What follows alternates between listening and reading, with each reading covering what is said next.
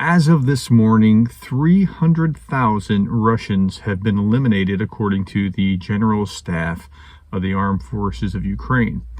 And that is simply amazing. I mean, now, I tend to use the U.S. estimates or the British estimates.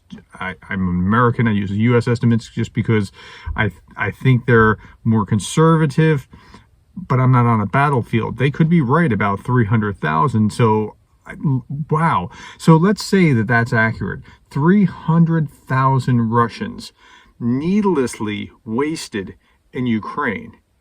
Now, of course, the Russians will say, well, if there's 300,000, and they constantly talk about a 10-to-1 figure. So 3 million Ukrainians are now off the battlefield. They're killed or they have been eliminated by Russian. That's not likely to have been the case. In fact, odds are that there's quite a few less Ukrainians that have been killed by Russia than the other way around. But let's say 300,000. Now, 300,000 killed. Why were they killed? Well, they were killed because of greed. And why were they greedy? Because they wanted to reclaim historic Russian lands. And what caused them to reclaim historic Russian lands? Pride. This pride of we're Russia and this is Russian lands. And by the way, we can do it. Pride because they have been lied to. So they've been lied to by their, Putin has been lied to by people all up and down the chain in an authoritarian system, because that's the way authoritarian systems work, where they lie and embellish and say, no, we think we can take it. And Putin thought he could take the country in 3 weeks, and there's good evidence about that. So killing was based on greed, which was based on pride, which was based on lies, because in an authoritarian system, you lie all the way up the chain, pass good news up, and don't pass bad news or information that is truthful, but not what the ruler wants to hear. And that's the system that they have that caused this kind of problem. So this was all unnecessary. Now, some might object that this was not unnecessary. Like, well, Putin had to invade. After all, this was self-defense because NATO was encroaching. Well, NATO wasn't encroaching. The countries that went into NATO were trying to get away from Russia so that they wouldn't do what they're doing to Ukraine right now, because they've had experience with this. Now, Putin says that he had to invade because of self-defense. But you only have self-defense in a situation where you're actually being attacked. Well, no, that's preemptive self-defense. Not really a better excuse.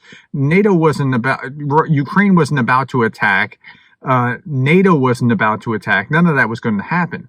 And if you're worried about NATO and you need this buffer zone, when you grabbed up the 4 oblasts that you took last year, why did you fold it into Russia and return it as, Russian lands, historic Russian lands, rather than create a no man's land, a buffer zone between Russia and the West?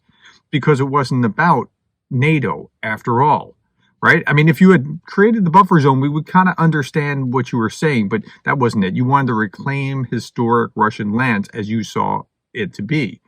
And so what you really need now, if you're going to follow your own logic, is a buffer zone. And I've seen articles talking about this, a buffer zone from Kyiv all the way to those 4 oblasts, so that we have a buffer zone between Russia and the West. And that's not really what you want either. If you could get that, you'd return it to historic Russian lands, and then you'd be right back to the same problem. Sergei Martin essentially said so much in his video.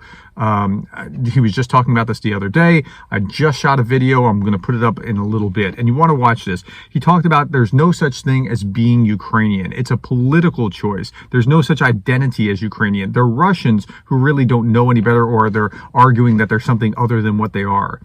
And then he talked about the Russian Spring, like the Arab Spring, like Russia is resurgent. Russia's resurgent with 300,000 eliminated by Ukraine. Really?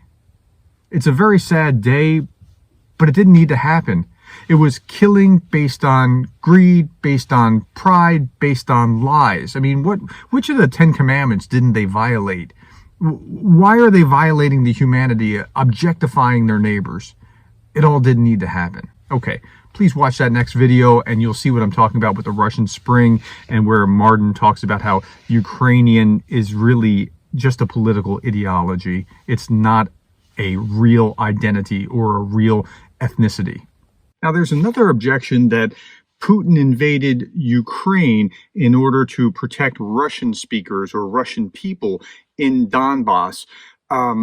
But that's more of a pretext, and it's actually something that's very scary, because as Russians left Russia in order to flee from the war in 2022 and then flee again from mobilization, there are now larger Russian populations in many countries that are vulnerable to Putin using that same pretext. But that's the topic of a forthcoming video. If you want to see that, please make sure you subscribe and ring the bell.